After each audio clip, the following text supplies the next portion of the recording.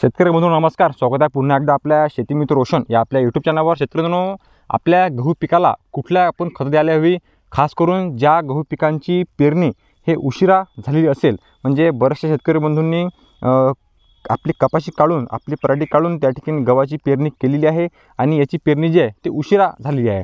तर आता उशिरा पेरणी केलेल्या गव्हाला खास करून कुठलं आपण खते द्यायला हवी जेणेकरून एक चांगलं उत्पादन आपल्याला गहू पिकावरून झालं पाहिजे। एक गोष्ट लक्षात घ्या शेतकरी बंधूंनो, की कुठलंही आपण जे पीक पेरतो त्याला जर समजा उशीर झाला तर आपल्या उत्पादनात आपल्याला थोडीफार प्रमाणात का होईना पण घट त्या ठिकाणी पाहायला मिळते, कारण वातावरण जे आहे ते वातावरण पोषक वातावरण त्या पिकाला मिळत नाही। म्हणून अशा पद्धतीनं आपण चांगलं नियोजन करून चांगल्या प्रकारात नियंत्रण करून आपण आपलं उत्पादन त्या ठिकाणी कसं वाढवू शकतो, खास करून उशिरा झालेल्या पिकांचं। तर आता आपल्याही गहू पिकाची जर पेरणी त्या ठिकाणी आपण उशिरा केली असेल तर आपल्या गहू पिकाला आपल्याला खास करून युरिया म्हणजे जे NPK मधला जो त्या ठिकाणी मुख्य घटक आहे तो म्हणजे नत्र त्या ठिकाणी आपल्याला द्यायचा आहे। आपण नत्र त्या ठिकाणी सिंगल सुपर फॉस्फेट सोबत देऊ शकता, पोटॅश सोबत देऊ शकता, किंवा आपण सेपरेट सुद्धा नत्र ज्याला आपण नायट्रोजन सुद्धा म्हणतो, युरिया सुद्धा म्हणतो, तर हा युरिया जो आहे तो आपल्याला द्यायचा आहे।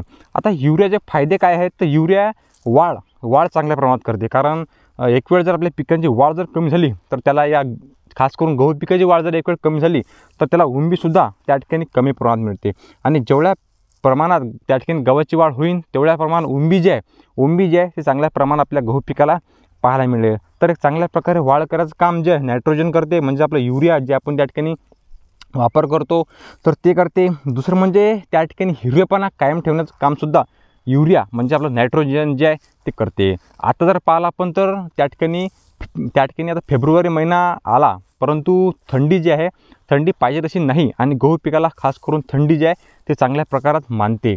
म्हणून अशा वातावरणात जर आपण युरिया जर दिला तर आपल्या जमीन त्या ठिकाणी थंडीसुद्धा राहील आणि एक पोषक वातावरणसुद्धा आपल्या गहू पिकाला त्या ठिकाणी तयार होईल, आणि हिरवेपणा जो असते तो त्या ठिकाणी गर्द हिरवेपणा आपल्या या गहू पिकाला जो आहे तो कायम राहते। म्हणून आपण नत्र त्या ठिकाणी अवश्य द्या। आपण नत्र त्या ठिकाणी सिंगल सुपर फॉस्फेट सोबत देऊ शकता, पोटॅश सोबत सुद्धा देऊ शकता। पोटॅशचा सुद्धा व्हिडिओ आपण लवकरच त्या ठिकाणी करणार आहे, म्हणजे शेतकरी म्हणून लक्ष देऊन की पोटॅश कुठलं आणि कोणतं द्यायला हवं। तर अशा पद्धतीनं आपण युरिया खत आपल्या गहू पिकाला अवश्य द्या। आता युरिया खत द्यायचं कधी आहे आणि कसं आहे, तर आपण एकरी 2 बॅग आपल्या गहू पिकाला युरिया जे आहे ते द्या। आपल्याला माहिती आहे की स्वस्त त्या ठिकाणी युरिया 265 रुपयाचं पोतं किंवा 270 रुपयाचं हे त्या ठिकाणी पोतं असते, त्या ठिकाणी आपल्याला उपलब्ध असते, आणि त्या ठिकाणी एकरी 2 बॅग आपल्याला द्यायचे आहे। एकतर आपण जेव्हा पाणी द्यायच्या अगोदर युरिया देऊ शकता किंवा लगेच पाणी दिल्यानंतर आपण युरिया देऊ शकता, परंतु सोयीस्कर हेच मानले जाते की आपण जेव्हा पाणी द्यायच्या अगोदर, आता या ठिकाणी आपलं शीप लागलेली आहे, आता शीप लगेच आपली सुरू होणार आहे, त्यानंतर त्या अगोदर आपण जो आहे तो युरिया हे नायट्रोजन त्या ठिकाणी शेतामध्ये आपल्या गहू पिकाला टाकून देत आहे, आणि लगेच याच्यावर जे आहे ते पाणी सुरू होणार आहे। म्हणजे संपूर्णपणे जे नत्र आहे युरिया आहे तो आपल्या गहू पिकाला जो आहे तो लागणार आहे। म्हणून हे गोष्ट आपण त्या ठिकाणी लक्षात घ्या। आणि गहू पिकाचं आता जास्त करून जर उशीर झाला असेल आपल्या गहू पिकाला तर युरिया जे आहे तो चांगल्या प्रकारात मदत आपल्या उत्पादन वाढण्यास जे आहे ते करते। आपण युरियाचं एक पोतं शिल्लक जरी टाकलं तरी काही नुकसान आपल्या गहू पिकाला होत नाही, आणि जास्त महागसुद्धा नसते।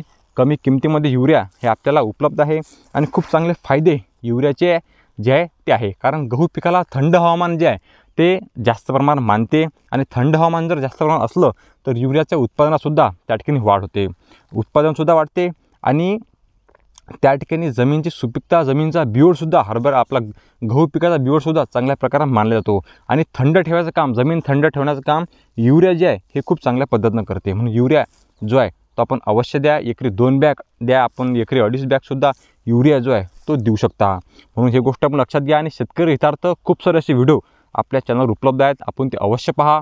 शेतकरी कुठे फसता कामा नये, शेतकऱ्याला योग्य माहिती मिळावी, कामाची माहिती मिळावी, ते मग कुठल्याही पिकाची असो, त्याबद्दल नेहमीच आपलं शेती मित्र रोशन हे यूट्यूब चॅनल त्या ठिकाणी आपल्याला माहिती देत असते।